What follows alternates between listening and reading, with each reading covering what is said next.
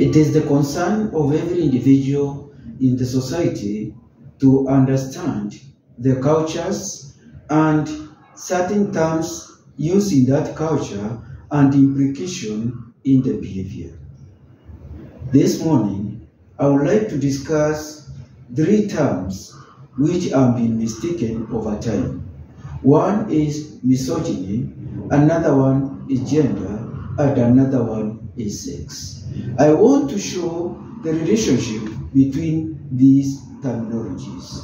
If we hear the word misogyny within the legal parlance, it is easy for you to think it's a legal term. It's a sociological term. Misogyny means deep hatred which certain men have over women. And this is tied up within the social structure, within the culture, and especially the patriarchal society. Many times in certain society, women are taken as the underdogs. They are taken to be inferior and the men to be superior. So in such a way, in such a case, some men might end up using that term, using that issue of inferiority, superiority, even to have deep-seated hatred of women. That's misogyny. It's very hard to get a misogynist or a person who has got a deep hatred of women, unless the person has been frustrated for a very long time, and the people who have frustrated that person are women. Now, what about gender? Gender is also another misunderstood term, but this morning I'm unpackaging these ones as a sociologist. Now, what do we mean by gender? Gender is culturally defined roles assigned to men and women, boys and girls. Now, in every society, there are certain tasks which are being assumed. These tasks, they belong to men or boys, or they belong to women or girls. But then you see, now, the society defines these roles, and so you find that globally, the definition of the tasks which are allocated, or the roles which are allocated to men and women, boys and girls, it's very different from society to society. And so you see now, in matters of development, when we are talking about gender, we are not talking about women. I want to unpackage this general misunderstanding of people thinking that when you say gender, it is women. It is not women. When we say the two that's gender, it is tied up, it's either men or women. And so you find that in a developed society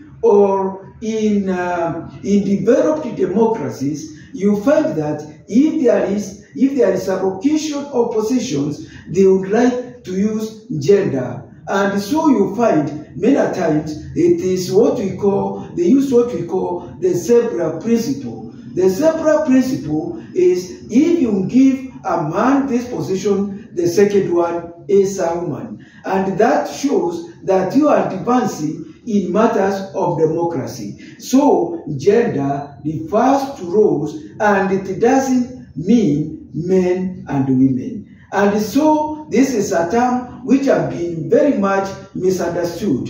And without understanding this, even men can also be vulnerable. Even men can also be invisible. And if they become invisible, then that means that you have to have deliberate measures, or what we call affirmative action, to correct that gap which is there. So now, what about gender? If gender is not women, then what is it? I have defined it. Now, there is now the biological constitution of men and women. This has to refer to the anatomy and the physiology, or the general makeup, the biological makeup of men and women. That is what we call sex. So now, when it comes to sex, a woman has got different characteristics compared to men.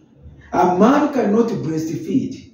A man does not experience giving birth.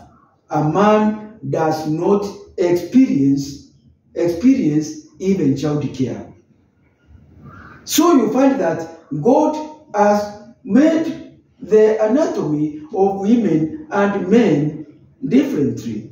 But of course, some can decide to undergo sex change, but they cannot be exactly the way the Maker made them.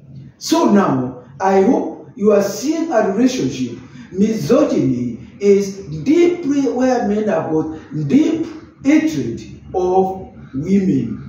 And this is usually dictated by patriarchal society, which really operates and make men visible and the kings and the dictators of the course of the social relationship and the social structure in general.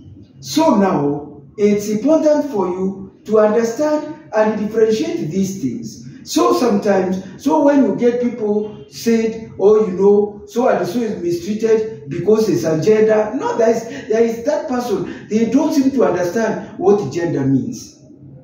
Because you see, for example, if someone is doing something wrong, if let's say it's the aspect of corruption and even certain behavior which is not accepted in the society, not even the question of legal, but in the norms and the morals of the society don't accept it, is not the question of gender. Because you are not doing those things because you are man and women, then better talk of sexism.